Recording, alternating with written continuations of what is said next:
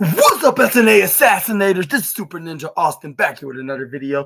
And this is the AEW Dynamite review video on April 2nd, on 2025.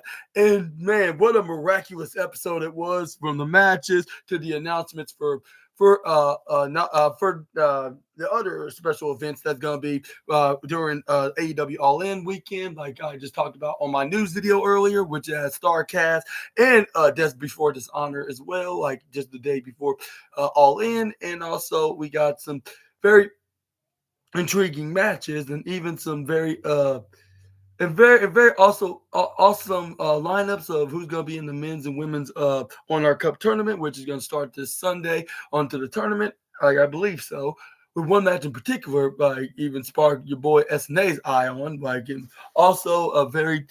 And we got some stuff that's been announced for this Saturday on AEW Collision. I cannot hardly wait for it, and much more. And even I'll say, and probably my favorite match of the night probably goes to the mixed tag match, which that was something that needed to be done. Like, even though like it, I was I've been thinking like who could be walking out as the world champion. However, which I'll say I guess I see why. I'll say because it did open the show, but at the same time we saw some more development, like later at the end of the show, right after the main event.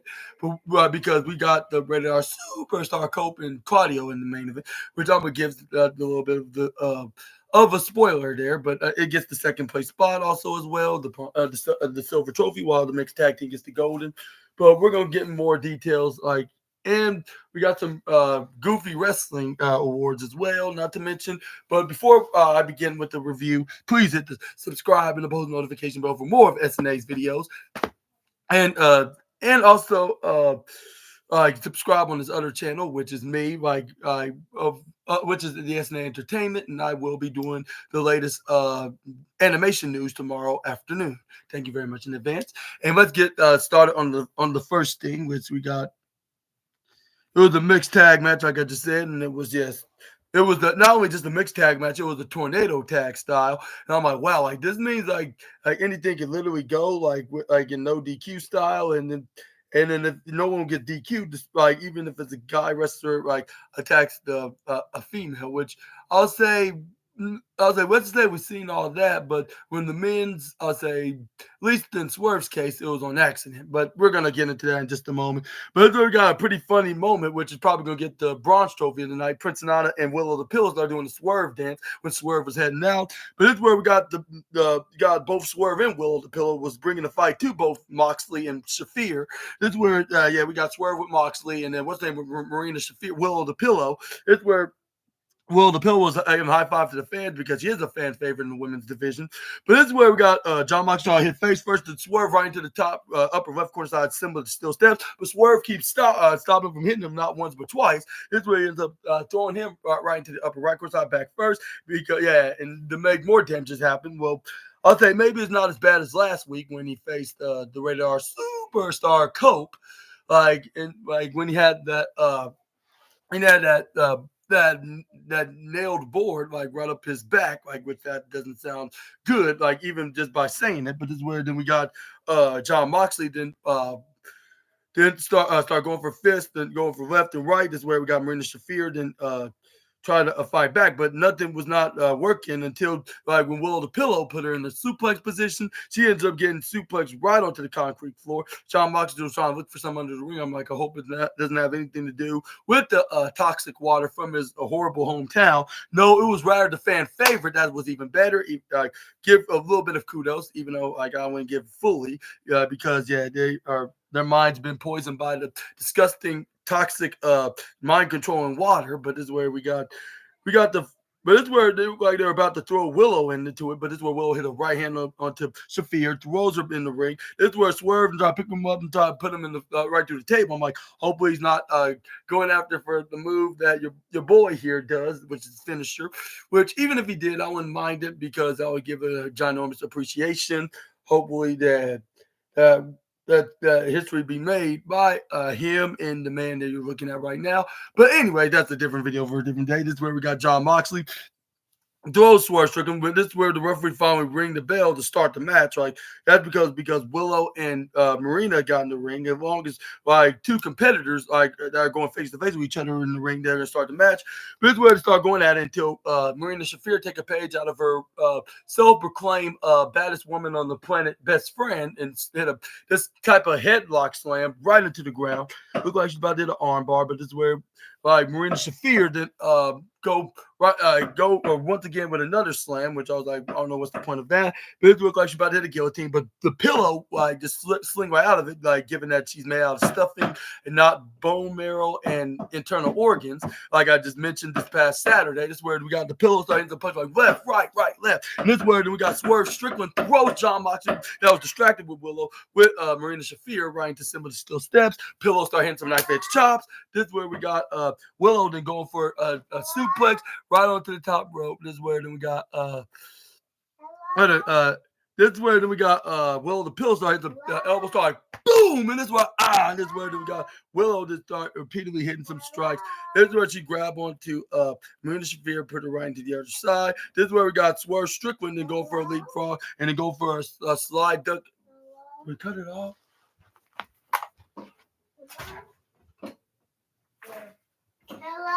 Anyway, this is where then John Moxley hit a shoulder attack on the bottom course. Give everybody the finger, which I apologize for doing so, but I was just giving a demonstration. But this is where John Moxley tried to run to the right course side, but Swerve Strickland stuff. Trey, cut it out right now. Okay. What? What's going on? What? Just leave the door open, and if you want to come in, just come in, Trey. You should know what to do. Anyways, this is where we got Swerve Strickland and take a page out of his playbook recently in a shoulder tackle. Then this is where we got Swerve Strickland got him into like a back suplex backbreaker maneuver while Will was in the middle ropes, hit a middle drop kick. Then this is where we got Will the Pillow. Then they're like, yeah, we got the flexible muscles, and this where then Swerve Strickland asked Will the Pillow to throw him right onto his opponent, well, their opponent, because for the case that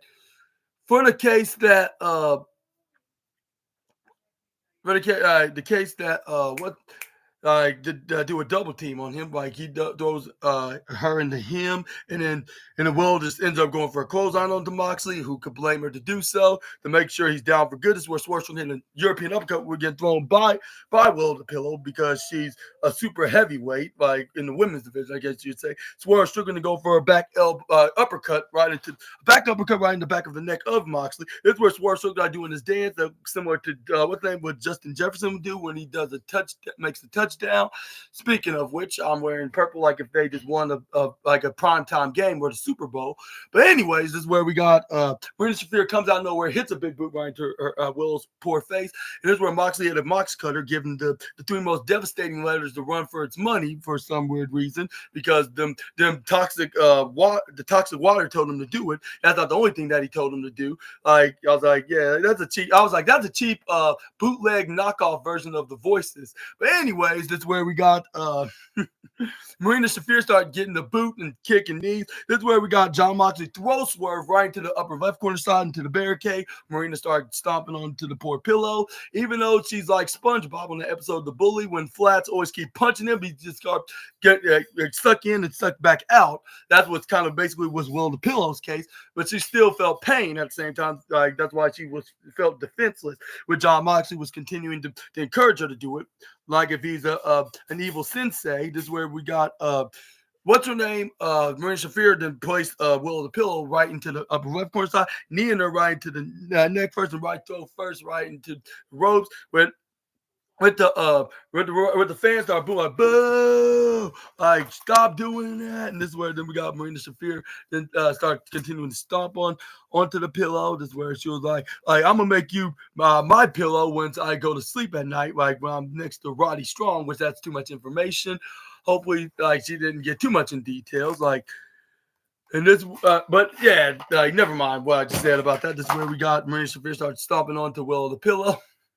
This is where we got Willow start trying to fight back with some punches, but unfortunately that only got her so far. But until like when she gets John Moxley might have said something that's very insulting by saying like Like, okay, yeah, if she's a pillow, why don't you throw her in the trash burner? Just where then Will the Pillow's like, you wouldn't dare. This is where she hit the chop onto John Moxley, which probably even gave the ring general at her in the envy list, something that he haven't done into the women's division in a long time, which it probably had his attention. Maybe he got her confused with a guy wrestler for given that she chopped Moxley. But it's where she ended up hitting some strikes onto Marina, but Marina then start fighting back, start stomping her right back into the corner.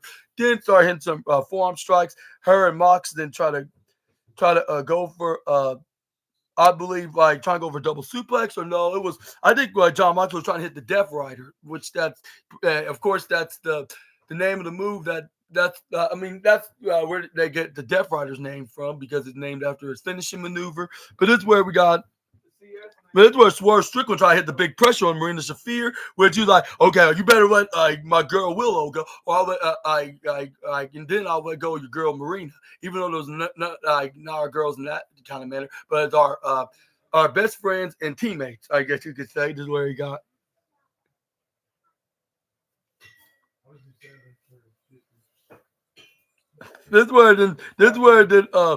This is where Will the Pill's like, John Mox, like, don't do it, don't do it. And this is where he's like, I'm gonna do it. And this is where Swerve's like, okay, like I'm gonna hit this is where they let go of the girls and then went face to face with each other. Okay, like, yeah, like you have a lot of nerve to try to put your hands on a woman, like, and this is where John Mox like, I have my hands on a woman. Like, you were about to do it too. And this is where Marina Shafir pushed Swerve into Mox while Pillow did the same vice versa to Moxley to Swerve. This is where they start going at it and start throwing fists at each other like boom, boom, boom, boom, boom, boom, boom. And this is where Willow then go right to the right court side, try to go for a run, but this is where she gets hip tossed by Marina, like if she's her self-proclaimed baddest woman of the planet teammate.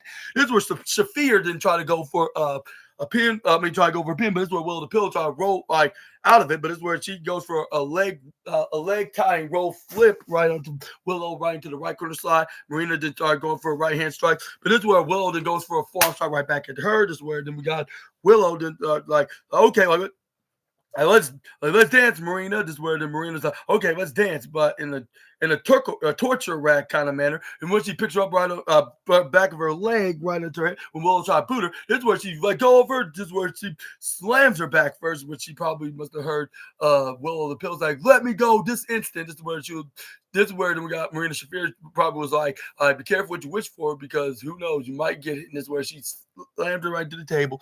This is where we got the partial powerful force and all pro wrestling came on, which is I got a Travis Kelce shirt on. Yeah, glad that you noticed that. Like, yeah, so I guess still paying tributes, even though it's not football season. Like, but for showing some support, showing some showing some support, like for my back-to-back Super Bowl Chiefs.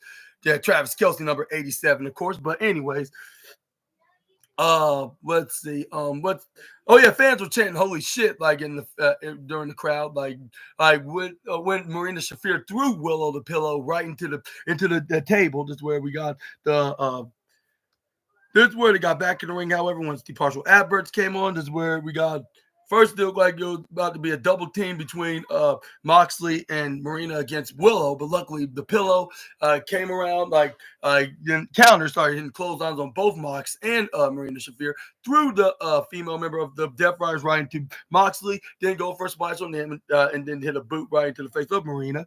This is where we got Moxley to try to come in. This is where try to grab her by the back of her head, which that's ungentlemanship. I believe that's what the term is called. Like because you should never put your hands on a woman in any kind of shape or form. Especially in a volatile manner. But this is where we got Swerve Strickland hit a knee strike. I believe he was taking a page out of Marina's husband's playbook, which he's an AEW wrestler as well. But this is where Swerve Strickland didn't hang on to the left corner side. This is where Will the Pillow hits a cannonball right onto Moxley, like sending him to the outside. Which Swerve Strickland, okay, I'm gonna take care of him the rest of the time. This time at the end of this match. This is where it's a diving crossbody onto Moxley. Will the Pillow try to take care of Marina Shafir, which she threw her right to the left corner side, hit a double A spine buster, try to go for a pin, but unfortunately it only got her a 2.2 count. But this is where we got the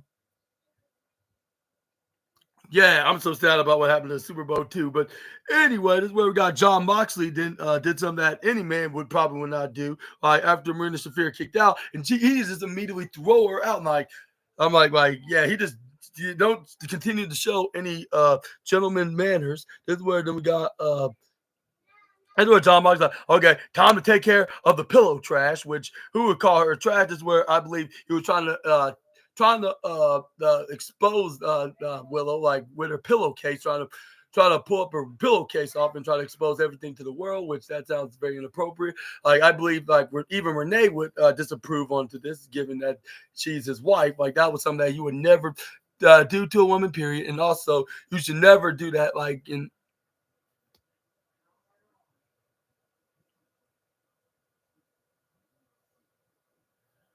But yeah, this is where I was like, yeah, and plus, like, yeah, that sounds very controversially inappropriate. I guess I should say the way I point out was where we got Swerve Strickland coming and try to teach him a lesson for doing that. Try to hit some strikes. I'm like, I was going Team Swerve along with Pillow, like with him going for an elbow strike. This is where John Moxley go right back and go boo, where fans are booing, which everybody was cheering for Swerve Strickland. I can see what the Peoria fans were coming from because yeah, they should be rooting for the fan favorite babyface. But this is where John Moxley then try to be like that Queen of Spades or that card female wrestler. I believe that was Marina Shafir's other friend, along with the self-proclaimed baddest woman of the planet. Yeah. It was that card girl, Queen of Spades. Yeah, the Queen of Spades. I meant to say, but yeah, this is where she tried to go for the clutch, like after hitting the suplex flip. But this is where it got Will the Pill try to go for a stop, but she stopped by Marina Shafir. This is where she sent her right to the bottom right corner side. So shoulder bumping her right into the midsection. This is where Aubrey was like, "You surrender, Swerve, or you don't." And this is where Swerve was like, "I don't." And then this is where we got Will the Pillow, like finally got Marina Shafir right up onto her shoulders, like into a powerbomb position when Marina Shafir was trying to go for a triangle choke. Picks her up, power bombs her right into her own partner, saving her own partner in the process from being submitted by whether by tapping or feigning. This is where then fans chant, "This is awesome," which is why he's gonna get the golden trophy of the night. But anyways, yeah, something that's very rare for your boy Super Ninja Austin would give.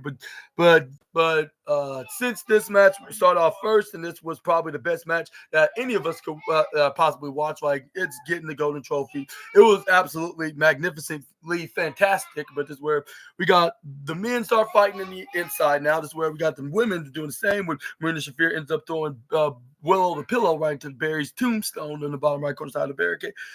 And that's where it was like round two of the wrestling tennis.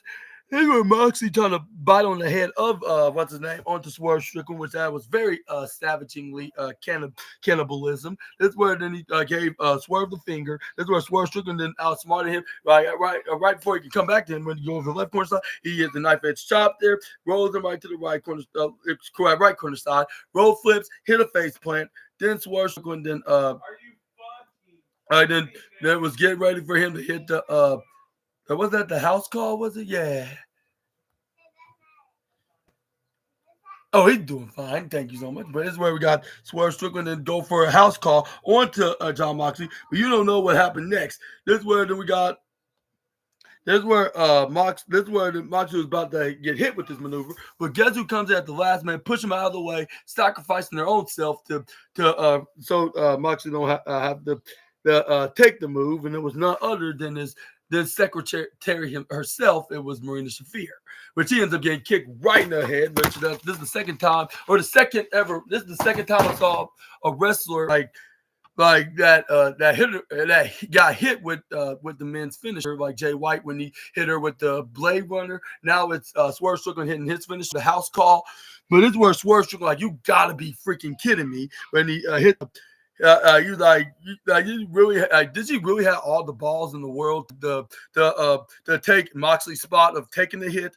This is where Will the Pillow came in, belly tackles Moxley right into the tap of the table, which that's the fan favorite weapon in all of pro wrestling. Will the and this is where Swerve Strickland's like, yeah, that's what I'm talking about. With him have no remorse for what he just did to Marina Shafir. He was like, yeah, now finish her off. This is where she finished Marina off.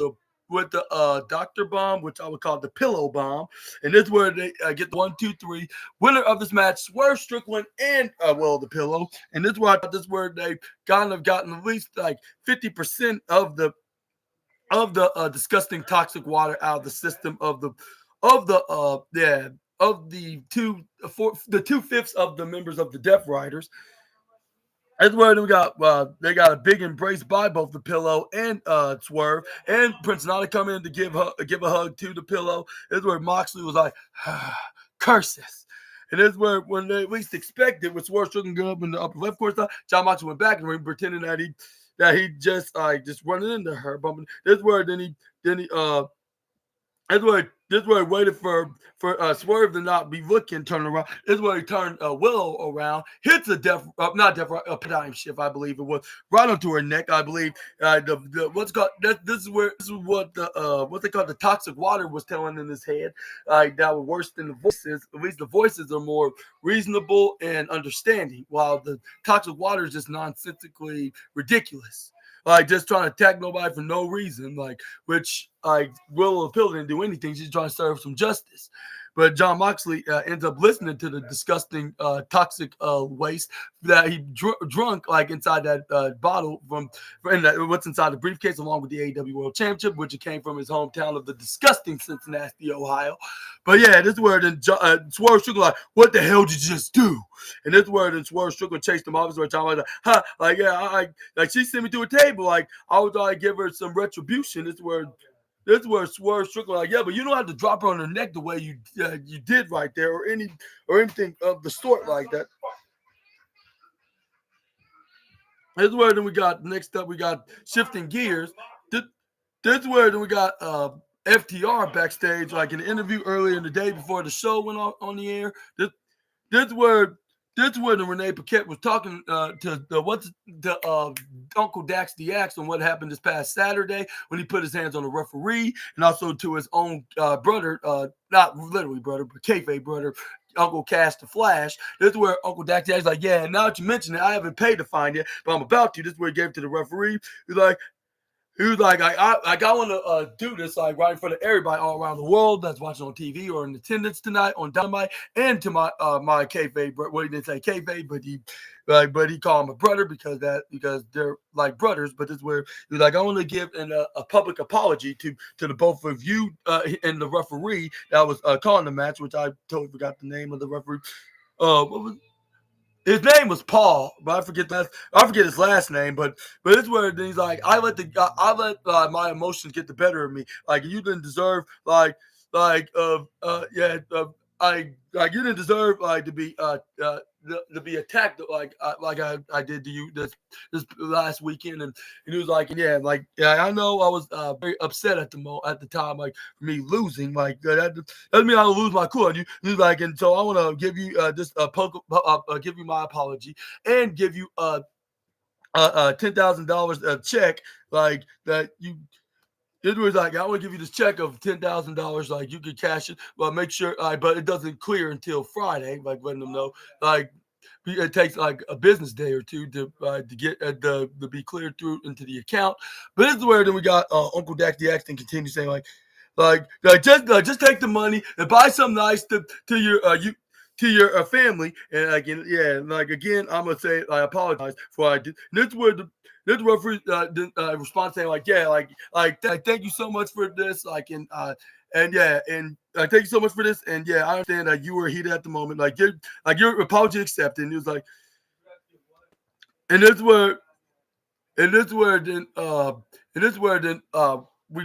where we got Uncle Dak the Accident went and directly to send his apology with what Uncle Cash the Flash was frowning and had his arms crossed because it's very understandable, because what Uncle Dak the Axe did.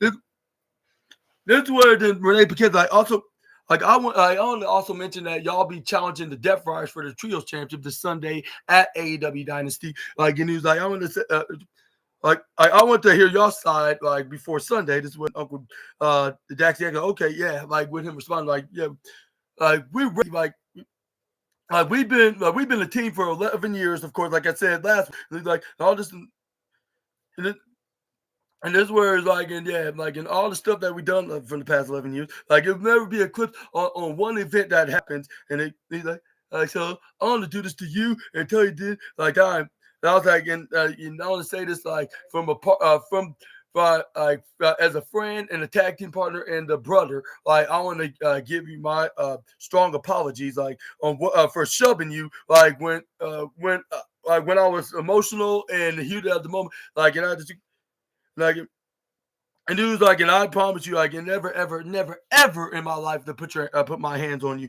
Like, and it's like, and one day, like we're adding to the legacy of by eclipsing FCR with Radiant FTR. We're gonna become the new Trios championship, and that's where he tried to give an apology hug, like by saying that he loves him. This where Cast the Flags, like like we are brothers, like but someday we will be like, but someday, like we'll be fine. But it will be after Sunday, like. But we need to talk about that.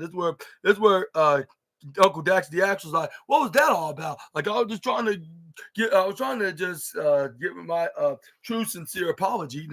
He's like, I'm not trying to attack him. This is where the Renee Paquette was like, yeah, like it's all right, and with something that's rarely considerate, like from the backstage correspondent. But anyways, yeah. But what are your thoughts on this little teaser of this team being split? And do you think it's going to be these two FTR members that's going to fall onto each other, or do you think it's going to be something totally different, like that won't have anything like betrayal related to any of these two? Let me know down in the comment section right down below. Next up, we got the timeless one, and yeah, and the one thing that they showed on the replay this, this past this past Saturday on Collision, and it was, and then this is where they showed that time was Tony Storm, like said that like that she what's it called, that she's gonna have Megan Baines TITs in her purse, which that didn't make no sense. First of all, and second of all, that sounds extreme. I'll say that sounds extremely inappropriate.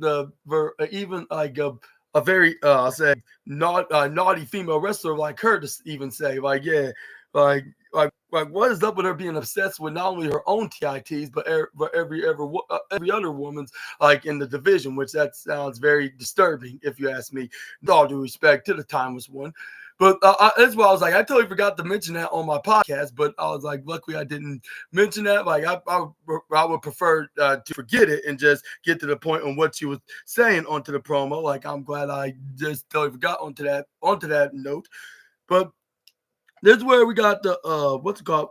We got all the names for the men's and women's tournament for the like for the men's and women's tournament of the Owen Hart, which they start showing the men's, which was Will Ospreay going to be starting off against Kevin Knight, like into the tournament, which that I believe they fought tonight, if I'm mistaken, or no. I think no, it was a tag team match. They were in a tag team match. I totally forgot. But yeah, it was DM. It was Brody King against against Konosuke Takeshita, which that's going to be next week as well. Mark Briscoe against Kyle Fletcher. Hangman Adam Page against a wild card, which I'm not sure who it is. I think it was originally supposed to be Jay White, but I think they said the Death Riders attacked him. Maybe he was chatting with Renee Paquette and trying to make her say "bang bang gang" again. And John Moxley didn't like that, so he controlled his teammates and himself to attack to attack what's his name against to attack what's his name attack the Switchblade, and that's what took him out in kayfabe. That like he's injured and he won't be back in for a little while. And how long do you think he's going to be out for? Let me know down in the comment section right down below, Assassinators. But this is where they showed the women's as well. Like it starts off with Jamie Hayter against Billy Starks, and then on Kristen Statlander, Julia Hart against the current TBS champion, and the rest of the three belts, which she's known as the four belts Monet, the CEO herself, Mercedes Monet, and we also got Harley Cameron against Athena, and they did said that that Athena and not Harley Cameron. Athena and Julia Hart's going to be taking on Harley Cameron and the CEO Mercedes Moné this Saturday on AEW Collision, And I was like, yeah, this is probably a dream team, even though like they have totally different personas. But that when it comes to them like having some very entertaining characters, like you just cannot like, especially with them like when they were feuding over the TBS title, like it'll be very much interesting to see them as as a temporary pair, like and for the Saturday, like as a in this tag team match. But yeah, but let's get into the next match, which is timeless Tony Storm, the reigning defending AEW Women's Champion, taking on the right hand woman of the goddess of the Mega Sis, Megan Bayne, and that is Penelope Ford, which you got the most generic female nickname, female wrestler nickname, I should say, in all of professional wrestling. And that was called, you called yourself the Super Bad Girl, which I think that sounds, yeah, way too basic, like for being a wrestling nickname. But I mean, it does fit her character. So I guess, I guess that's all it counts. And also, like, it's not what they call copywriting against anybody else that has a totally different nickname than that. So I guess that's understandable as well. But this is where we got timeless Tony Storm, then started going for some right hands right into the back onto to what's her name, Penelope. This is where then she started going for right hand strikes. Then she tried to throw right to the hardest part of the ring, which is the ring apron. Tony Storm ends up throwing her back first instead. Then hit her with a chop, which I believe that's how she cuts off the TITs of her opponents, which I regret saying that now. But this is where we got Tony Storm throws Penelope Ford back in the ring, but this is where she hits her with a strike right when the timeless one got in the ring. This is where when she went to the bottom course side, she gets intercepted by Tony with a spin around sidewalk backbreaker. Then followed up with a what's it called? What's it called? Fisherwoman suplex. This is where Tony then it was like, who wants to see some more action from your favorite women's champion? And I'm like, I'm not sure if you're my favorite champion, but anyways, this is where then we got Tony Storm hit a suplex right onto Penelope Ford yet again. This is where Tony Storm had a close up right into the camera, hit a running attack. But the thing is, like, Penelope Ford moved out of the way before she came back home and tried to see if Penelope is there. This is where we got when she realized she wasn't. This is where she immediately gets buckle drop kick along with her. Bruising her hip and everything else in back there, like right into the turnbuckle. This is where then we got Tony Storm, then fell right into the bottom corner side, like right into the apron.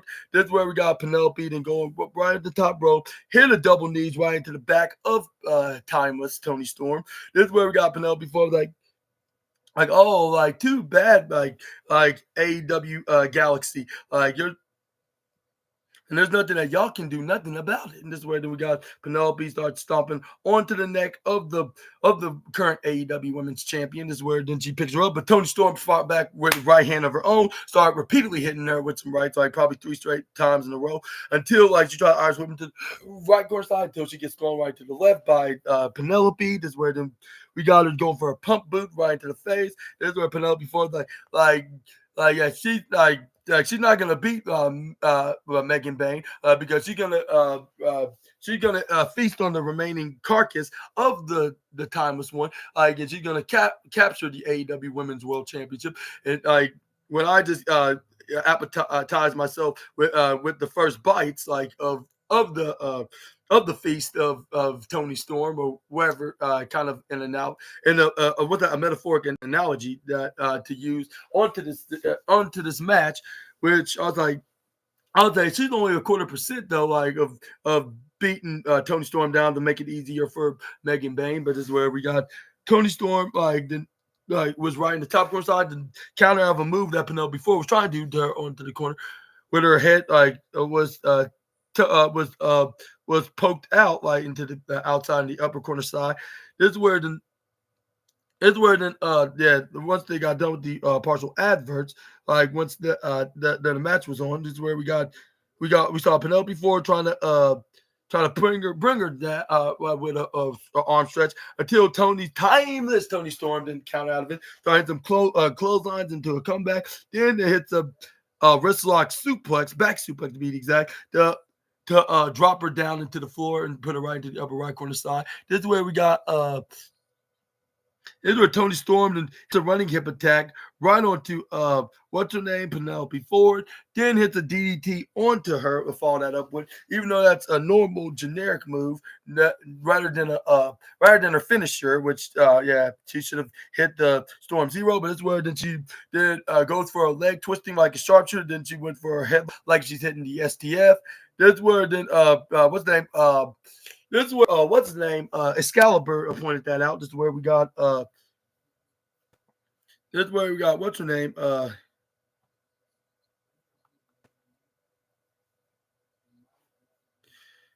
This is where then we got what's the name? Tony Storm trying to pick up Penelope, but it's where she throws her right to the right corner side. She try to get up, but this is where Penelope Ford hit a strike onto her. This is where she followed up with a moonsault, bringing down the AEW Women's Champion. This is where then she was like, okay, now it's time for you to get back in the ring. Throws her in there. This is where then we got Tony Storm then was getting right up slowly but surely. Then we got Penelope, got up right onto, got her up on the shoulders, hits the knees right to the midsection on to her, but it's where she tried to go for pin.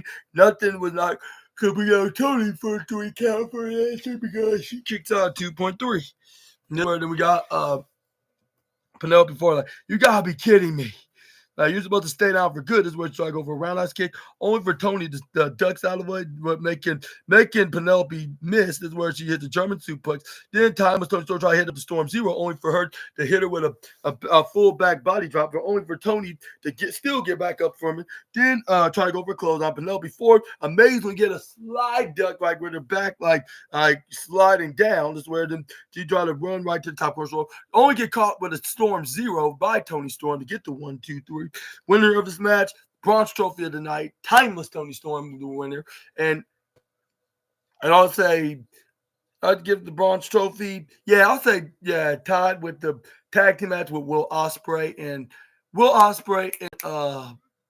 what's his name? Kevin Knight against Blake Christian and Lee Johnson. This is where we got Megan Bain come out. She was like, yeah, like that title will be mine. This is what Tony's talking about. If you really want it so badly, well, all you have to do is just take it from me. If you're scared to have your TITs removed, and this is where we got Megan Bain like, I'm not afraid of you or anything of the sort. Like, come on, Penelope. This is where she was like, yeah, like you will regret for saying that. This is where we got the unmarkable Renee Paquette then was in a backstage interview with her next guest, which I'm gonna get into just a second. But before I do, I'm gonna ask you this question: like, what are your thoughts onto this match? And do you think this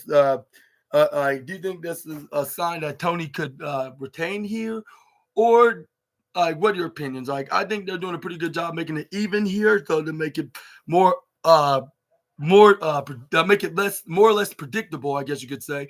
And also, yeah, it helps out Megan Bain looks invincible, look like she's really gonna win the AEW Women's Championship.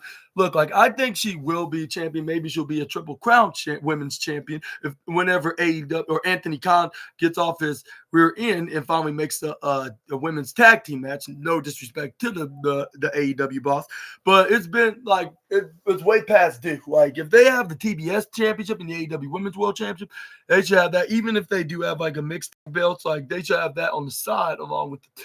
Even though like AEW needs to not have too many championships, but if it makes sense for the divisions, like to have it, like who could argue with him at that? But hopefully he's going to be changing his mind, because in interviews, Anthony Khan said he's not really going to be doing like a women's tag team belt.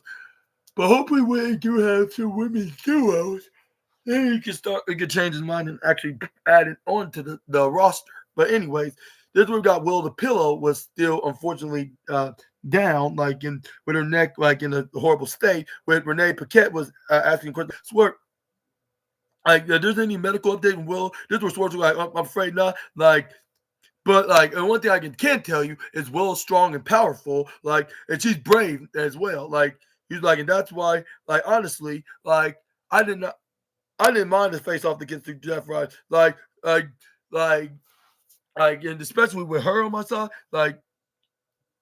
she was and it was yeah, and he's like, Will, just like me, Will is the most dangerous wrestler in AEW, not only AEW, but wrestler in general. If there's Schwartz can continue saying she welcomed a new challenge as well, in John, like knowing that history, like of the neck issue that Will had, like you still what you did tonight, and with him asking these very confusing questions. It's like, okay, like now you're all mine now, and this is where then Sportsman continues like yeah, and I'm also not gonna be resting until I have my hands on John Moxley, like not before Philadelphia, like not at Dynasty, like it's gonna be right here, right tonight, here by the end of the night after the main event, and he was like, and I will have my hands on you, Jonathan Moxley, and I promise you that on Willow's lifeless body. This right here, and this is where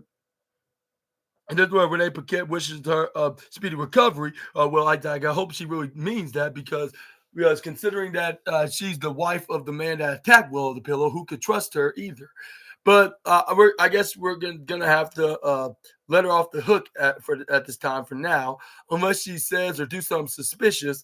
But luckily, she didn't do neither of that, so I guess give her a break for tonight. But anyway, we got the next match that was up next after the Powerful Force and All of Pro Wrestling came on, and it was at first it was a segment. It was the Hurt Syndicate. Well, 2/3 of them because Shelton Benjamin couldn't make it due to the weather tonight. But this is where we got Maxwell Jacob Freeman pointed that out by wishing him very well and saying like yeah like he wished he could join tonight, but yeah he understands and he wants to give him a hello and a shout out to him anyways.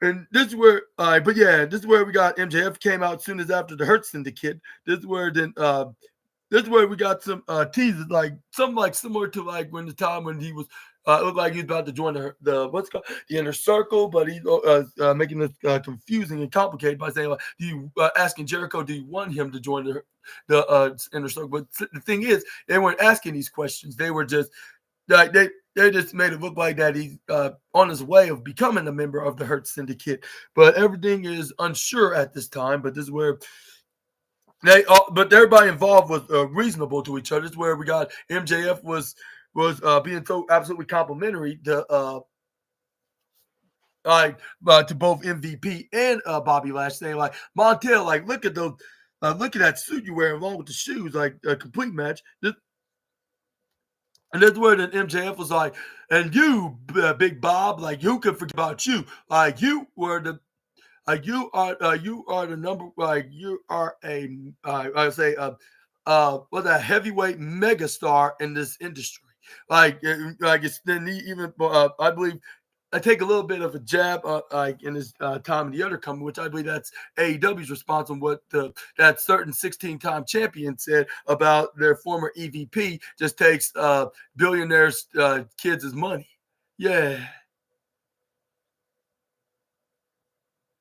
Yeah, anyways, like that's where we got MJF saying like you but the thing is like even for you being a big deal, like I'm the creator and the builder of this the company right here, AEW. There's in this ring. This are like and this where it's like and this is where the MJF then describe Bobby Lashley as a big bald bastard or something like that. And I'm like, I'll say that that sounds very insulting. Like if Bobby Lashley took it that way, like we probably would have saw him attacking him right now if he was not trying to make peace with the Saw of the Earth. But yeah, he called him that, which had me dying with laughter, which is getting silver trophy of the night, because that was completely hilarious. But that's where then MJF they continue like I mean you do so like and and he was like, and you disrespected me last week, but despite it, like I'm gonna let it slide because you're cool with my boy Montel Vontavious Porter, and like and you just don't know me like Montel know me. So formally I know me to introduce myself. He's like, my name is Maxwell Jacob Freeman, and it is where then he was like, and like if he or you could just call me MJF for short, and then that's where MJF then continued. With the fans started cheering for him. This was like he is a generational challenge. The challenge. I mean the generational talent. I meant to say more likely describes. He's like, and I want to, and he's like. And he's like, and yeah, now, and unfortunately, the gold standard Shelton Benjamin couldn't be here tonight due to the horrible weather here in this garbage city of Peoria, Peoria, I believe it's called Peoria, or oh no, Peoria, yeah, which they were in Peoria, Illinois. And I was like, I don't think it's that. I don't think it's anything in the definition of bad. Like, you should see the city that the man that's from this town that's holding your triple B belt. That you always call, which you always say and describe him as dictator. But anyways, let's continue with what's his name? MJF continues like, "Hey, yeah, I know this place like the back of my hands. Like, since I've been here for the last 6 years, he's like, and I know how to get on the top and stay there on the top, like in a record breaker reign as the world champion. He's like, and I can help you and Shelton hold those world belts. Like, I can still hold on to those titles as long as you can help me. Please, get back to that level." And this is where MJ's like, the cards on the table of a done deal. And I know you guys will help me. I know that you could get me back what's rightfully mine as the AEW World Championship, which you like to elsewhere to call it the Triple B belt. And this is where he then names it, like after he said he's gonna take back what's his. This is where we got a mixed reaction onto that. This is where MJF then continue on to the promo.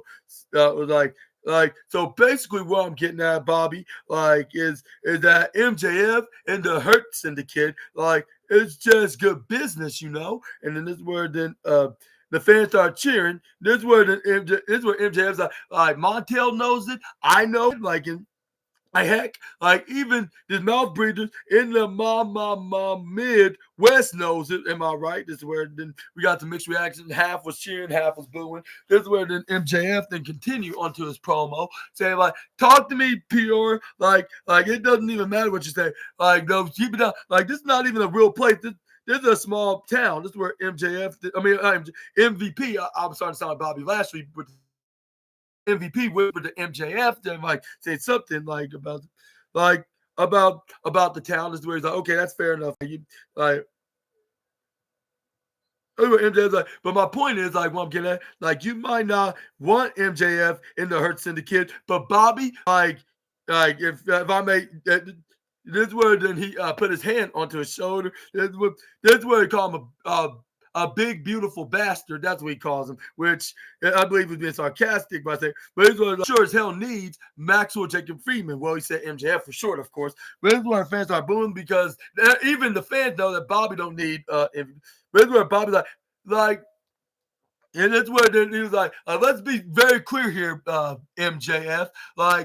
Out of respect for, and this is where he nearly got tongue tied by saying MJF, but he luckily quickly stopped himself from saying J and put a V there, say for MVP, which he looked right at MVP's ready. He's like, I'm gonna lay you right. If it wasn't for him, I'll be laying your ass right here, right now. I want you to know that I don't like you, Maxwell. Fans start clapping about that because Bobby's quite of the opposite. He's more of a fan favorite rather than a fan-hating scumbag that MJF has always been since day one in AEW. This is in the Hurt Syndicate, damn.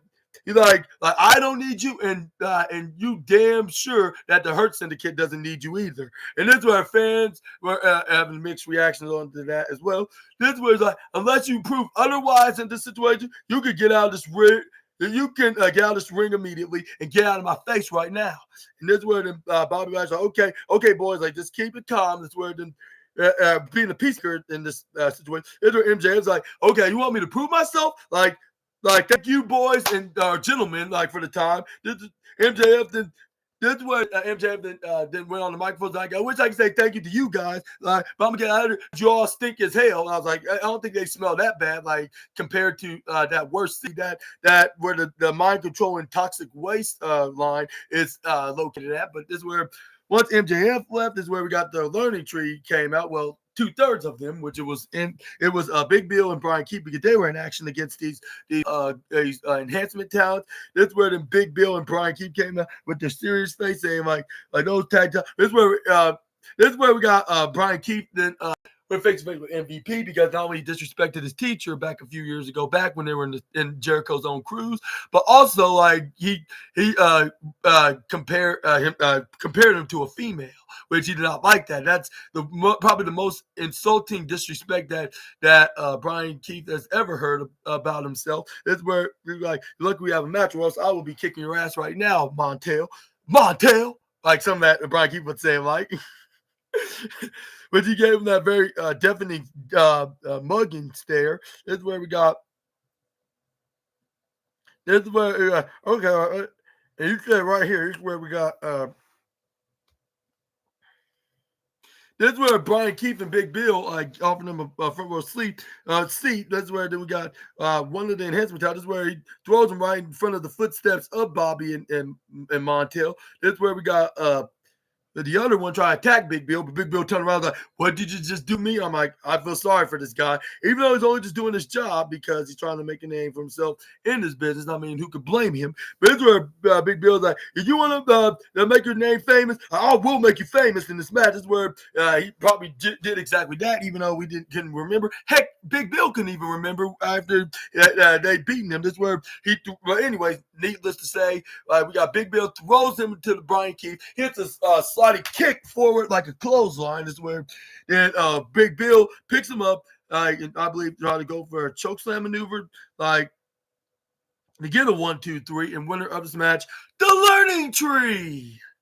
Here's where Bobby Lashley gave a tapping round of applause in sarcastic manner. And this is where he's like, yeah, y'all did a super terrific job. Like, I'm not sure if I was out of sarcasm or being serious. This is where, but it's where MVP is like, yeah, I guess that's the perfect impression. That's the only thing highlighted. Like they're going to be getting out of this angle. This is where we got Big Bill. Well, he didn't say inside term, but you get the point. But it's where Big Bill's like you saw what we did like tonight and what he did last Saturday. Last Saturday we whipped Top Flight's ass, and now we beat we beat these guys' asses that I cannot remember. And this is where fans start cracking up, which I have to give them the silver trophy next to Maxwell Jacob Friedman. And I was like, yes, we want this tag team match to happen with us fans, like true AEW fans, not the ones that call ourselves fans, only talking trash on Twitter and complaining about what they did not do for us. And this is what I was like, yes, this is what I definitely need in my wrestling life. But that's not the only thing that we gotten, but I'm gonna get him. But that's where we got Big Bill that we're going after for those World Tag Team Championships that I never lost. And I keep bringing up that it's all thanks to the guy that decided to go elsewhere and win championship, and he purposely did so over the other company just a day ago. And this is where then we got, which obviously you know what I'm referring to when I say that. But it's where Bobby Lashley and MVP not say anything. They just dropped the microphone. They're like, okay, we're just gonna see you on Sunday. They walked out of there. And like if they were in the match, this is where but this is where it's been confirmed it will indeed be the Learning Trees. Big Bill and Brian Keith will be taking on the Hurt Syndicate's Bobby Lashley and Shelton Benjamin for the AEW Tag Team Championships. Who do you think is going to walk out of the so-called city of brotherly love, like as the reigning defending All Elite Wrestling World Tag belts? Let me know in the comments. But next up we got this is where we got a backstage interview with Renee Paquette, like in a backstage interview with the TBS champion and the reigning defending, undisputed Rev Pro Women's champions and the New Japan Strong Women's champion, the CEO Mercedes Four Belts Monet. This is where then she started asking questions about like she's been qualified into the bracket of the Owen Hart tournament. She's gonna be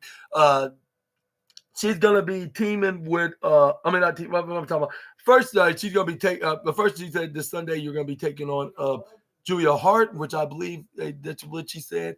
And also, but before she faced Julia Hart, she got Harley to team with against her opponent and what's her name, first round opponent, Harley's first round opponent, Athena, which you probably guessed that, a girl that you don't really want to talk about right now. But this is where then she after she got that question, this is where Renee That's where the CEO admits, like, yeah, like Julia Hart's a very mysterious and an unpredictable girl, I must admit. But before she can even, although, like, even though she is a former TBS champion, she's not the greatest TBS champion. Which, yeah, you already know what your boy SNA probably think about that, like, because yeah, that's absolutely 100% accurate once you think about it. Like, yeah, like she has the probably the longest reigning champ, even over the girl that used to wrestle there. That's now the other company that's about to wrestle one of CEO's best friends, that she used to team at their biggest spectacle event, which that's in a couple weeks from now. But anyways, this is where we got. This is where she was like, it's gonna take a lot of tricks and spells to take the belts. To take the spot from the CEO.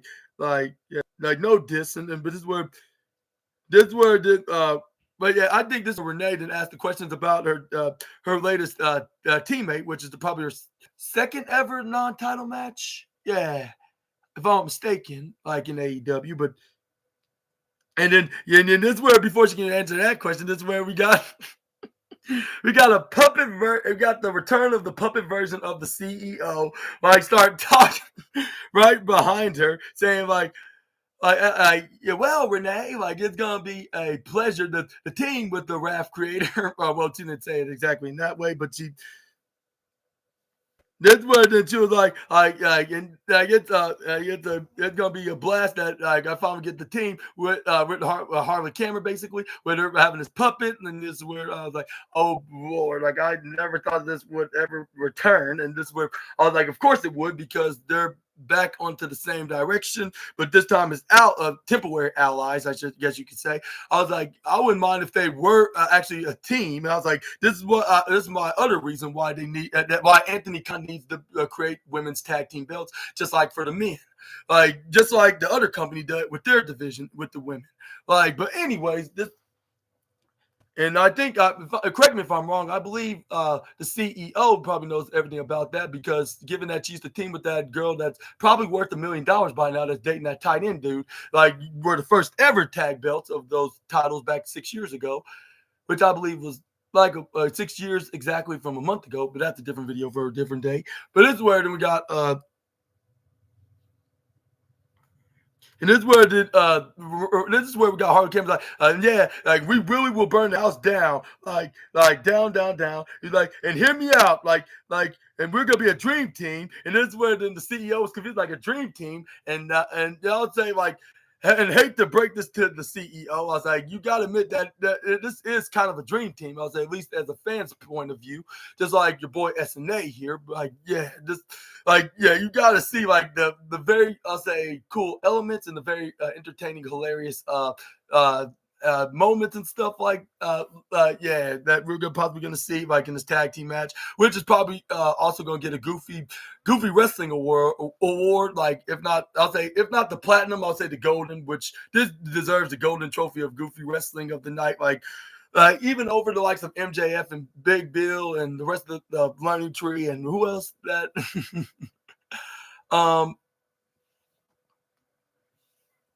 and who else well they got we got the Braun Tony Storm, yeah, if I'm not mistaken, was it Tony Storm? I Anyways, this is where we got. This is where she said her names like in the slow motion, like if she's the narrator, like that's hyper. Like she was like, think of one thing, like it's the train states in mind, like I guess you could call it the raft train or something like that. This is where she said we go choo choo, like, and this is where. And that's where the CEO had enough of it. She's like, you know what? Like, you're going away. You're doing this way too much. Like this. Like, see, like, it's just like, as long as you stay in my way, like, you got this. Like, you got this. Like, when she pointed at the puppet when she did this, yeah, golden trophy, like I said. That's where the hard. It's great to see you, which you could blame the Raft creator for saying that. But yeah, what's your thoughts to this pairing of Mercedes Moné and Harvey Cameron at this time? And do you think that this will they will be the perfect pairing into this AEW tag team duo? Let me know down in the comment section right down below. But yeah, like we're gonna have to wait and see because they will be taking on the team of Athena and her name Julia Hart, because those are the gals that they're gonna be facing in the and at at what's it called, a respective Owen Hart Cup first round with the tournaments, and if they can win against those women, they get to face each other again. But this time for a shot at the AEW Women's World Championship, and hopefully either of these women get that opportunity. But who do you think is going to be winning the Owen Hart Cup tournament on both the men's and women's in general? Like, if to get earn herself a shot for the men's and women's AEW championship, like. Let me know down in the comment section right down below about that. And yeah, who's gonna go to All In? Gonna be facing someone like the likes of either Timeless, Tony Storm, Megan Bain, or anybody that if they do dethrone one of them women. And same goes with Swerve Strickland and John Moxley. Let me know in the comments. This is very interesting to talk about. This is an interesting conversation, but we're just gonna have to put this on hold for now because we got Will Ospreay have his match with his partner that he's gonna be Blake Christian and what's his name, Lee Johnson, like. And yeah, and this is where we thought, what's his name, Kevin Knight in the second match of AEW, which Will Ospreay give him a belt of respect, which I believe that's what they learned in New Japan Pro Wrestling. Even though Will Ospreay's British and Kevin Knight's African American, but still they. They still did the bow, like if they were still in NJPW or the Tokyo-based promotion for the nickname term analogy. But anyways, this is where we got. This is where I got things started with Will Ospreay against Blake Christian. This is where fans start chanting Ospreay, and this is where it had me saying, "You spray, I spray, we all spray," or something like that. Because as long as it's something that's sweet, fragrant, that's something that you would want to put on your clothes, like cologne and perfume. But anyways, this is where we got. Well, Ospreay started off with Blake Christian. This is where they started going rapping back and forth. This is where Ospreay nearly had Christian right to the left corner side.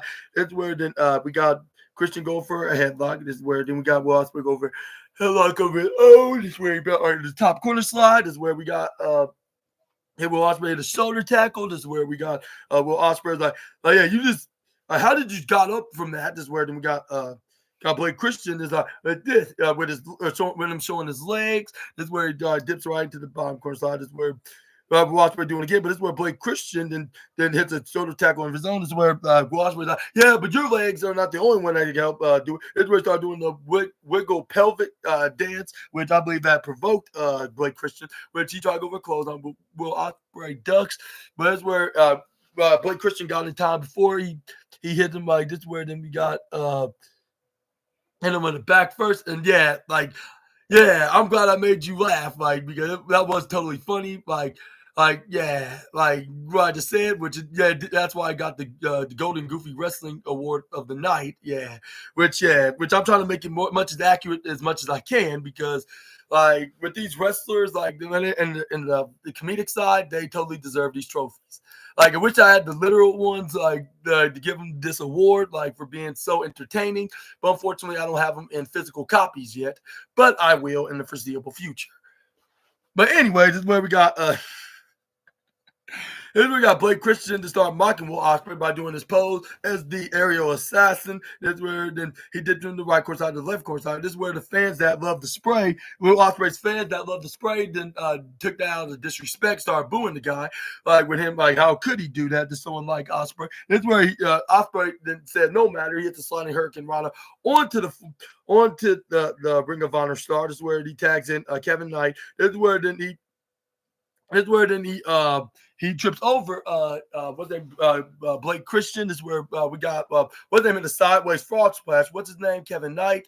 And I totally forgot to tell you that I heard that Kevin Knight is finally all elite, and I'm very happy for the guy. Hopefully, he gets some success in the Titan Tower land of the Jacksonville-based company. Hopefully, he will be known as a formidable star, in the foreseeable near future. But anyways, this is where we got Lee Johnson trying to come in and help out his partner. But this is where both Ospreay and Kevin Knight double drop kicks them out on the outside. And this is where then we got Kevin Knight. Then they're trying to be gentlemen with each other, even though none of them are ladies. But they're still trying to be cool, because they're tag partners. They're like, I know after you. Then Ospreay's like, no, you're the latest. You're the latest star here, so I want to be be a very polite guest host and let you go go first. This is where we got this is Kevin Knight's like, okay, like if you say so, this is where it's where then the fans like, yeah, you say so. It's where then the fans like, we want both of you to do the dives. It's where then they agreed to then it's settled. This is where they had the dive with Knight going after Christian and what's his name, Osprey going after what's his name, Johnson. This is where Osprey's like, yeah, this guy is the future of AEW. Like which they like to say about the rookies that has talent, I guess you could say. But anyways, this is where we got. And this is where we got.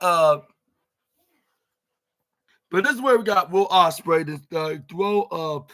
No, Will Ospreay. It was Blake Christian that was attacking what's his name, Kevin Knight, right into his corner in the bottom right side, while the partial power force was on. But once he got done with the adverts, somehow what's his name got out of the grasp of him. That's where then he tags him Will Ospreay, starting this comeback maneuver, even one in particular, which I believe that's a signature move that your boy SNA likes to do.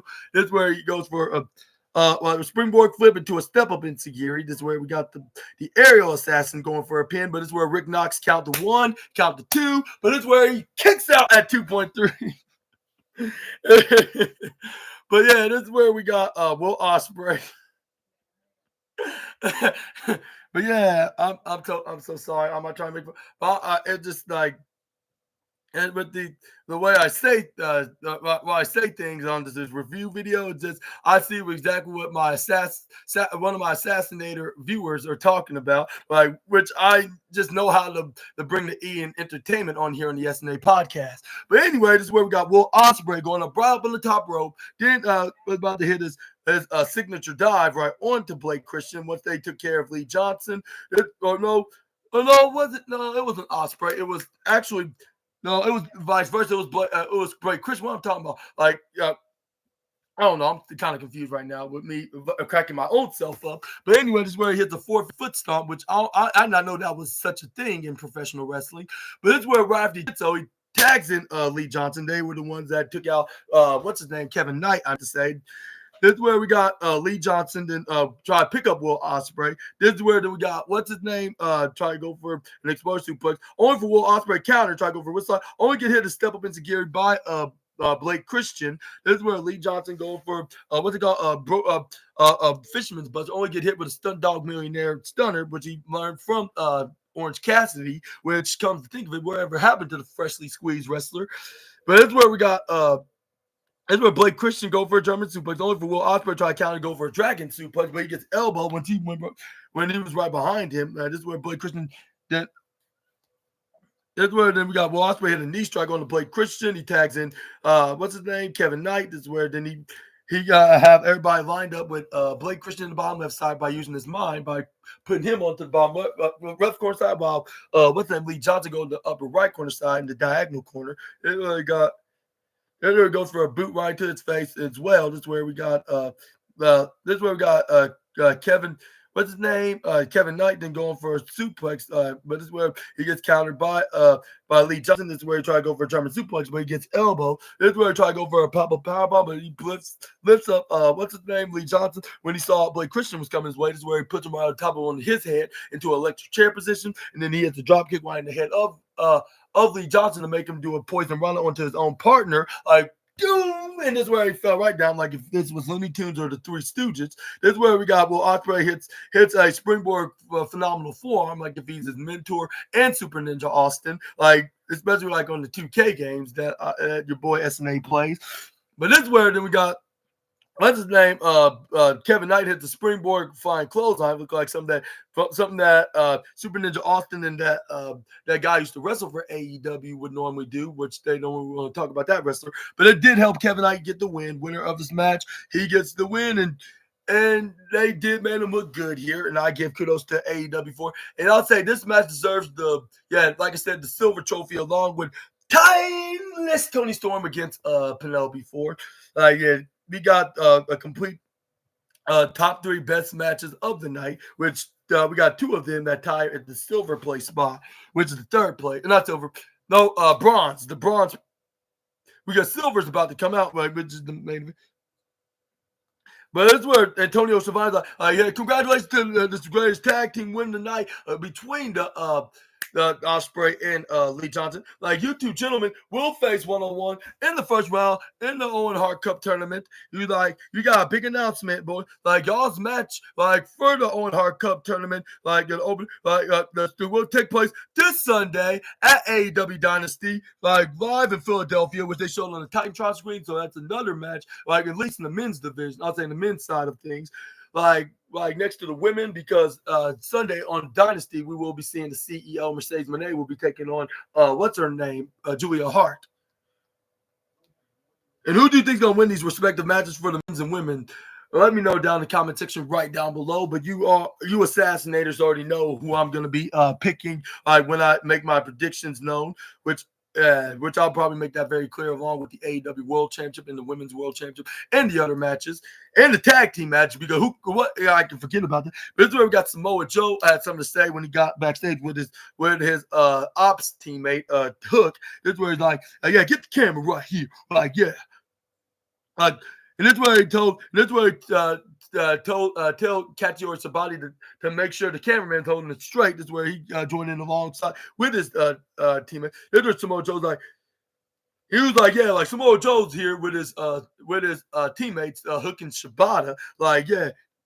And we're collectively known as the Ops. Like, and I want to be wondering, like, why you want to do this video in the first place? Well, I'm gonna tell you straight up. Like, yeah, like everybody said the battlefield's changing, like, in the major warfare is changing. Like, so I knew I came back to the war field. Like I want to create a different arsenal in my legacy. Like this men here, that's what they represent. Like, as a matter of fact, now I have a few I have a few experimental things that I want to do in the ring, like to expand all the influences in AEW. That's why coming down to Philadelphia, Pennsylvania, the Ops will be in the building. Like, and we'll be watching all, and we'll be seeing all and see what's competition that we need to look out for. And please, and we better not catch y'all lacking in this room. And I'm like, like, we got possibly the latest additions of the trios division, because I guess I know, I was like, I know exactly who he's referring to when he says that. And we all know from the experience and that they're going after for the trios titles. And do you think that's what it means? And do you think they're going to be the ones that thrown the Death Riders and not unfortunately rated FTR? Let me know down in the comment section right down below. But they kind of teased it with this video with Samoa Joe and Hook and Katsuyori Shibata, which they like to be called the Ops, I guess you could say. But next up, we got Brody King, which he took on Lance Archer, which I'll give the blue ribbon of the night. Like, nothing special, nothing bigger than these guys that's standing in the ring face to face with each other in this Godzilla versus King Kong type of match. With them trying to go for shoulder tackles right to each other. This is where we got this is where it started some elbow strikes right to the face, but it's where nothing wasn't facing each other. This is where until Brody King go for a knife edge chop, which he must have gotten second place by, which he used to have been a champ, but now your boy Uncle Dax the Axe is still the reigning defending champion under that category. But that's where we got Brody King hit the forearm strike. Brody King then goes for the uppercut side, but he gets forearm strike. This is where the other than Donald Callis joined the commentary desk. I'm like, when did this guy will miss the night? This is where I was like, someone needs to shut this guy up like Kenny Omega nearly did when he beat the hell out of him. Hopefully somebody like Kenny does that, like someone like Brody King, which I'll be totally happy, and I will give him some kind of an award, like for getting rid of the Donald Callis problem. And this is why I started thinking, maybe you should never trust a guy named Donald, at least in the first name perspective. But anyways, this is where we got what's his name? What's his name? Lance Archer that boots Brody King right in the face when he's coming to the top rope slide. He again goes for a clothesline. Then we got what's his name? Lance Archer going for a cannonball right onto Brody King. This is where Lance Archer's like, who wants to see? Like, who wants to see a murder scene here tonight? And this is where the fans are like, we do. And this is where then Lance Archer, they're like, okay, like, here's plenty more where that came from. This is where he tried to go for a crossbody, but Brody King go for the elbow strike. Then he sent him right to the into his chair. This is where Brody King started going for a hand wave. This is where then Brody King then start then here's some barks from the fans, which he goes for a crossbody onto Lance Archer. Like, whoo, whoo, whoo, boom, and then he goes for a crossbody because he is the hell dog of AEW. This is where we got. But this is where he tried to throw Lance Archer right into the upper right corner but still steps, only for him to get thrown instead out of a counter by Lance Archer. This is where he tried to strike, but this is where what they maintain a spot at number 2, like to hit the most chops on Gunter's envy list until what's his name was so close on Lance Archer when he started hitting some chops, which he's the 3rd place spot, which he couldn't, for some reason, couldn't beat the hell dog. This is where he started headlocking him. This is where then he sent him right into the barricade in the right corner slide. This is where the partial powerful force and all the professional wrestling came on, which was the commercial, which was the picture-in-picture break, until like both men like hit was beating each other up to death, like to the point both men like fell down on their knees.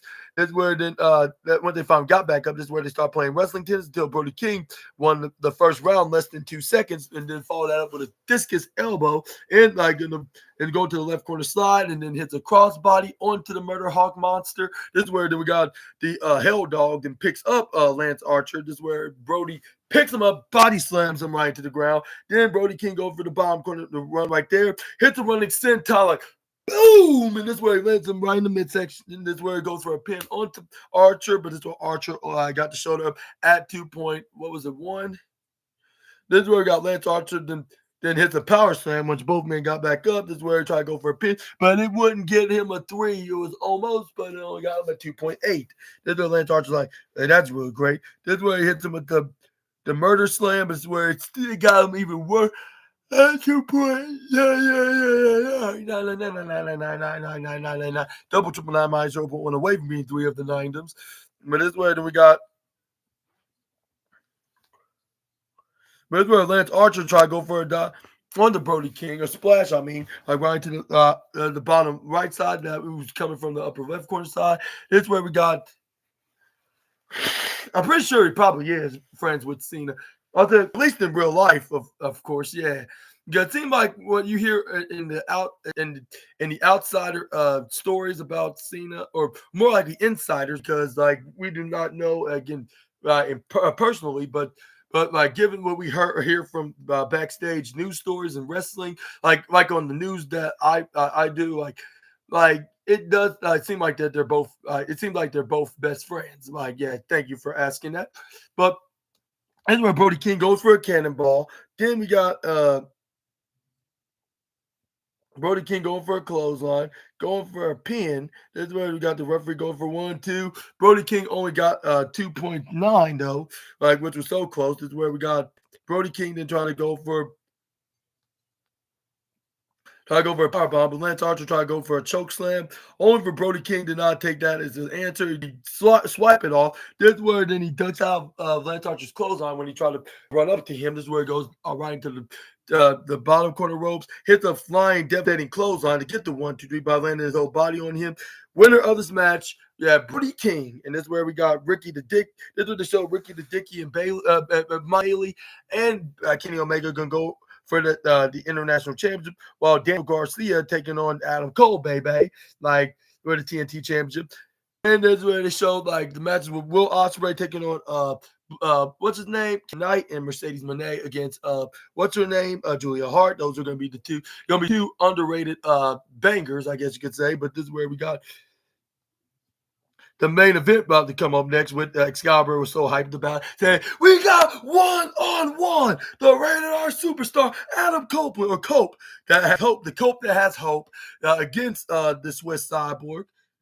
This is where the fans start singing along Cope's theme song, which that theme song you should never change, which he had that theme song probably since 2004, 2005, ever since he became a main event star in the wrestling business.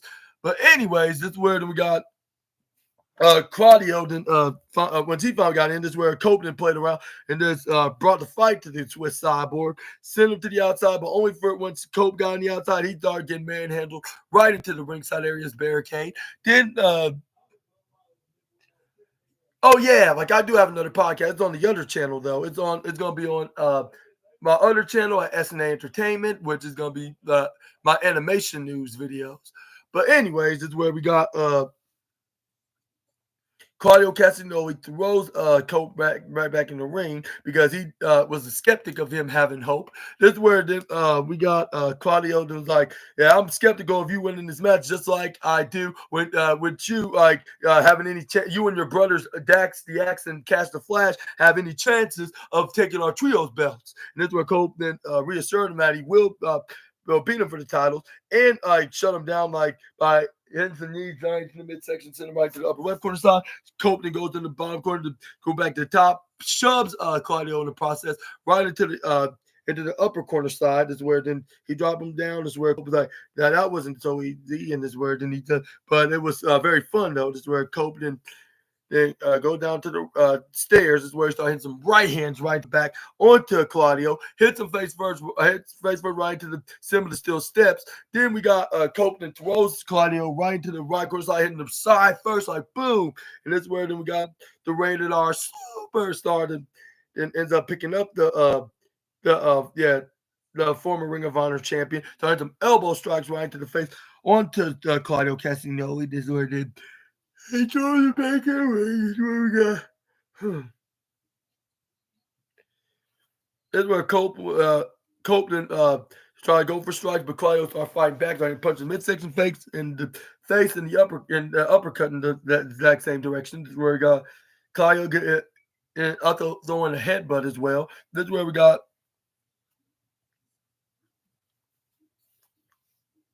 Claudio Castagnoli.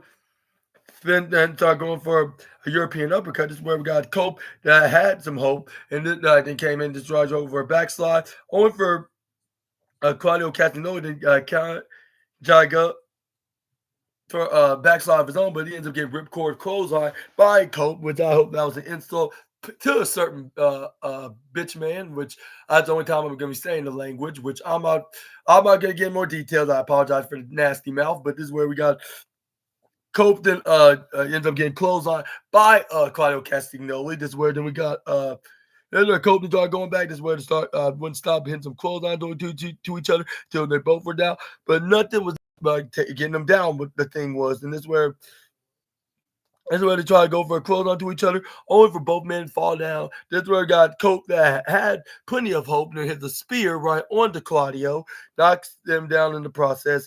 Then this is where both men got up. This is where we got Cope to try to go back in the ring, go to the right corner side, only to get European uppercut by the Death Rider member and 1/3 of the AEW Trios champions. The partial powerful force was back again. This is where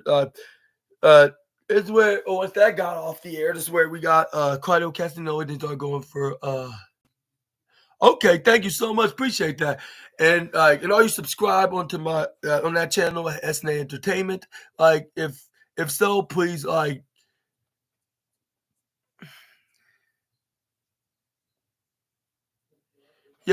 please do so. But anyways, this is where we got both men were up. This is where Adam Cope, I should say, that hope was probably was the wisest thing to do. Still has them even in the most difficult time. Went up on the top rope, picks up Claudio Castagnoli in an interception reversal, hits an avalanche running bulldog, and Movement was down until the referee started counting. This is where we got Knox. Both of them up like probably by the time of the count of 6.7. This is where we got Cope that try to have hope to try to go for the impaler, pushes Cope right into the referee, nearly knocks him out of the ring in the process. He pokes him in the eye when the referee had his back turned. This is where we got Claudio Castagnoli. Then try to go for giant swing, but his Cope kicks him right off and towards the top quarter side. But this is where we got Claudio then hit a stomp right exactly in the chest of Cope.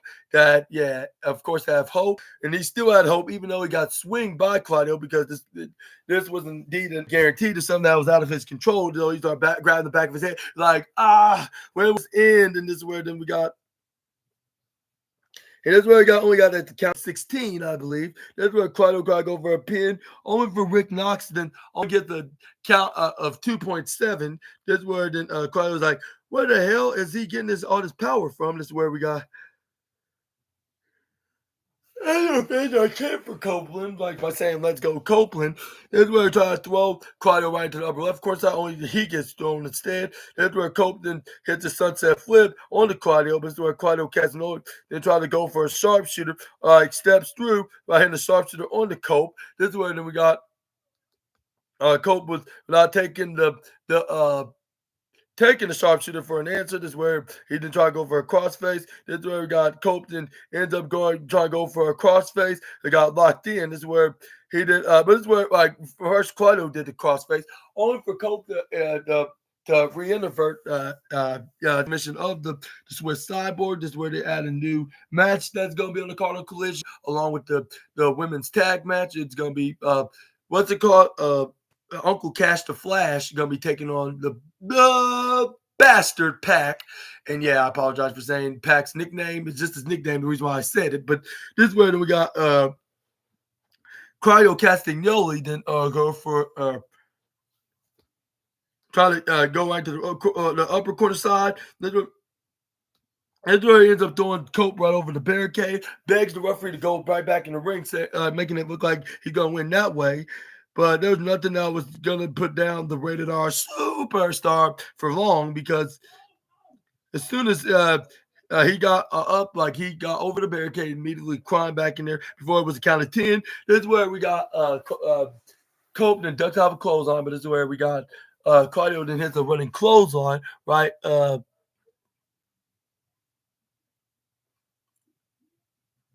Yeah, thank you so much. Tell him I appreciate him, and hopefully that, yeah, he's a massive fan of Super Ninja Austin himself. Well, yeah, I guess you could say that. But anyways, there's where Claudio Castagnoli to go for a clothesline. That's where then that unfortunately did not happen, because Cope ended up hitting a shoulder first right onto the Swiss Cyborg. That's where then Claudio then tried to go for a neutralizer. Somehow Cope hit a back body drop, which Claudio still was standing on his feet because he's been doing that for over 10 years. Claudio Casanova to try to go for a springboard European uppercut, only for Cope to hit a boot right into the jaw. Then he falls down down. This is where Cope to try to go for a spear. That's where he gets hit with a pop-up European uppercut. Claudio Casanova go for a pin. This is where we got a rope break when the that's when the referees then when the referee was the 1 and 2. Once Cope got his hands on the bottom corner rope on the bottom corner side, referee pointed out like he can't get the 3 because his legs on the ropes. Claudio Casanova did try to go for a neutralizer, but even for that maneuver, for putting away so many names of that maneuver, Cope would not put it around because of his nickname, his rhyming nickname. I've raised that, and it's absolutely true. Because if you don't have no hope, there won't be. If you don't have no hope, then there won't be no cope, I guess you could say, which that sounds very horrible. But it's going to Claudio Castagnoli to try to hit a concerto like how Cope did, but luckily the referee Rick Knox stopped him from doing it. This is where I was like, hopefully Rick hopefully Rick Knox is aware about the toxic water, and he's doing that for that reason, with him trying to knock the self-control out of him and make him be controlled by himself. This where, but went to a referee, then coming to the rope. This is where then we got while the referee not looking. This is where we got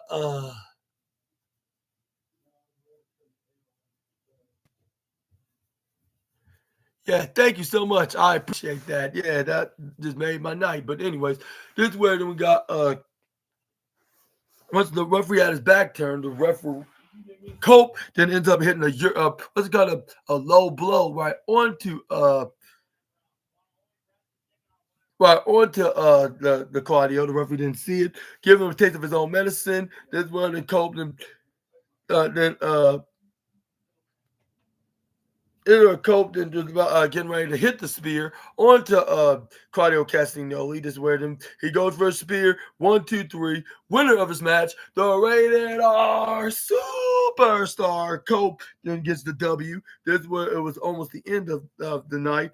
But this is where once Cope was getting back to the ring, this is where then we got what's his name? What the unmarkable Renee Paquette decides asking questions about the end of the night, what exactly he's gonna do to the Death Riders, and especially most specifically her husband. This is where Swerve Strickland was like it is where Swerve Strickland has said the most genius and the most I'll say iconic content you could possibly say to the reporter, saying like, with all due respect, Renee, not with all due respect, Renee, I gotta go and take care of business that your husband calls. This is where that's what Swerve promised him. But this is where we got Swerve Strickland and went face to face with Hangman Adam Page. They knew we got into a frenzy. This is where what you're doing here. This is where Hangman Adam Page well, I was about to say the same thing to you. What the hell are you doing here? This is where Hangman Adam Page then storm out of the room. This is where Swerve Strickland was like, oh boy, man, he's got a lot of nerves. Is where Swerve Strickland would go directly to the Death Riders, only for him to get tagged by the side. Is where it was a 5-on-1 beatdown. Is where they tossed him out of there. This is where John Moxley was controlling and steering the ship by telling everybody what they need to do. This is where he's like, okay, let's beat him up right here, which that's exactly what they were doing. Unfortunately, the beating did not end there. It just continued. When they went right to the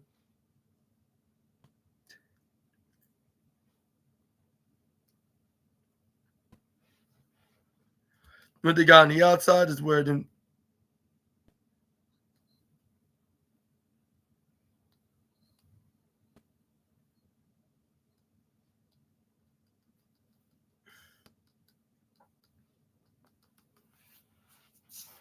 but this is where the beating didn't stop right there, because this is where we got the Death Riders that then grab some kind of a silver bucket and poured it directly. Well, Willa Yuta did, and it was none other than real broken, shatter up glass. And I believe that was a shot right back at the other company for showing some real glass on their last week's Friday night show.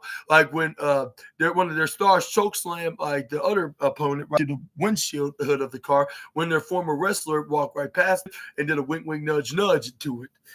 Which I guess that's something that they were trying to cry over about. This is where then we got make matters worse. Clark Casino hit the what they call the straight jacket bomb right on the Swerve Strickland right onto the broken up glass. This is where it hits back first, and this is where fans start chanting, "Holy shit!" This is where John Moxley's like, "Yeah."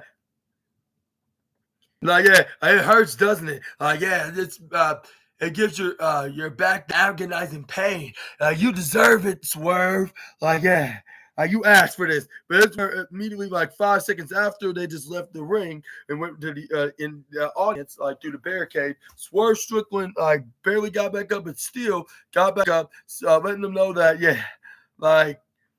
you may have brought him down with very dangerous items, but he's still going to be standing at the end of the night. And it just shows a sign of what's to come. If Swerve Strickland got brought down with where the champ got over, does have its concern about could it be history could repeat itself in Swerve's situation of becoming a two-time champion, and went into becoming a new champion yet again in the same company that he won, which it was against Samoa Joe, but this time it's going to be against John Moxley. And do you think that's what it takes to repeat in history and become a two-time world champion? Let me know down in the comment section right down below. And I'll say this is the end of today's AEW review video. And I'll say AEW is perfectly as it was, that they have tonight, for a go-home show, which it had me intrigued, for not only for Dynasty, but also Collision and even AEW All In. And plenty more other future events, because one thing's led to the next. And And what are your thoughts on Dynamite tonight? Let me know down in the comment section right down below. I thought they did a super terrific job on tonight's show, which is why I'm giving it very rare, like one of a kind, not one only a kind, but probably out of the top 10, like 5 golden perfect stars of the show. Like for matches, the segments, like whether if it's the comedic side, the serious side, like what's to come, like could we see like MJF or join the Hurt Syndicate, or like who's going to be winning their respective men's and women's first round Owen Hart Cup tournament matches? Who can Harley Cameron and Mercedes Moné can coexist, or can and also like who's going to walk out as AEW World Champion at Dynasty? Same with the Women's World Champion between Megan Bay and Timeless Tony Storm. Which they did a perfect job by making both Tony and Megan less weak and more strong and invincible. Which is only one way to find out to see who's the most invincible woman, like with the most TITs of steel, which I regret saying again. But yeah, let me know down in the comment section right down below. And yeah, I hope y'all enjoyed the video. And let me know in the comments if you agree or disagree about AEW Dynamite tonight. I don't care what anybody says to me, like anytime on to the internet. Like for those like haters, I don't care what you would say if you run into this video. But for those assassinators, those supporting assassinators, like I appreciate you guys. Like thank you so much for the support. Thank you so much for supporting my decisions of everything I do on the SNA podcast. And I hope I made you assassins well entertained, putting the E in entertainment here, just like AEW did tonight. Even though the E in AEW does not stand for entertainment, it's obviously elite, but still it seemed like that way, like for tonight's show, like it occasionally does, but hopefully it continues that way, and hopefully we get some, I'll say, you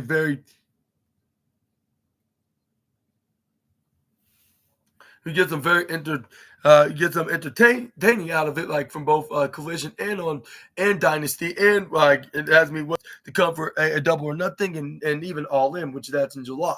We're going to be in Texas, and I'm wondering who's going to be the winners of the Owen Hart Cup men's and women's tournament to face the current AEW men's and women's champions. Which that's a different discussion of a video for another day. And I hope y'all enjoyed this video. And if so, please make sure to give it a like on it, give it a subscribe, post a notification bell for more SNA's videos. And also subscribe onto the other channel, SNA Entertainment, which tomorrow I will indeed be doing a animation news video. And I'm going to be talking about the from animation. From anime to the typical animation series, we're going to be talking about the wildest and intriguing animation news and rumors that you assassinators need to know. I got the wrong paper. I better get what's paper right now. It's going to be from the Freedly article. So make sure you assassinators check that out. And also, and your boy SNA will be back here on the other this channel on Friday, which I'll be talking about the wrestling news on Friday, April 4th, if I'm not mistaken. Yeah, but yeah, tomorrow will be the 3rd. This will be the 4th, like when I'm gonna be talking about, which I'm gonna be talking about the wildest and intriguing wrestling news stories, rumors that you assassinators need to know from the article. It was the Sportskeeda wrestling article, along with SmackDown this Friday, which I'm wondering what exactly is going to be scheduled on the card, which I better look up, like what exactly I need, what's been scheduled for this edition of the Blue Brand.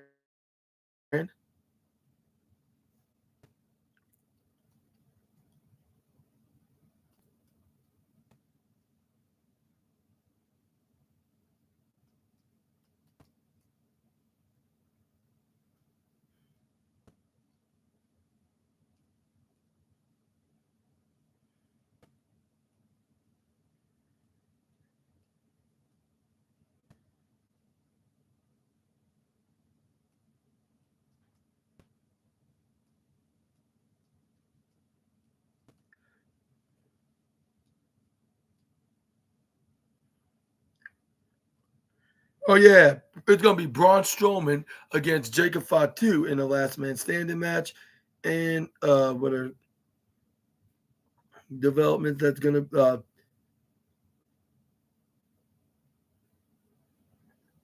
I guess that's gonna be it for now.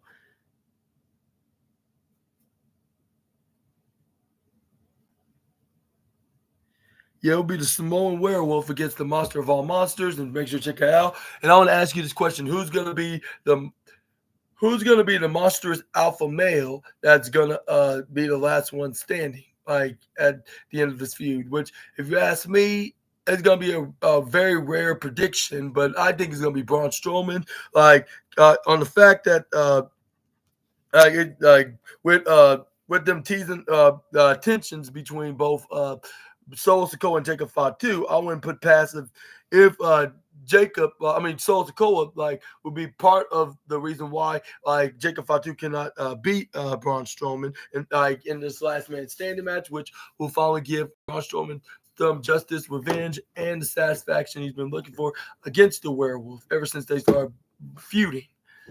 But I guess that'll be it for now, assassinators. I'll see you guys that only gonna only gonna be watching my wrestling stuff on this channel on Friday. But for those that's gonna be watching like something on my animation news, I'll see you guys tomorrow. Like yeah, including you. That's it. Like you're gonna be watching my videos. I totally appreciate that. Yeah, make sure to subscribe on exactly SNA Entertainment. Well, like in the username, it's SNA The Entertainer 2019. Link is in the description box below. And I'll see you there right with some more SNA content. Until we meet again, Super Ninja Austin out of here. Bye bye, my assassinators. Y'all have a fantastic rest of your Wednesday night, and I'll see you guys soon. Then, peace.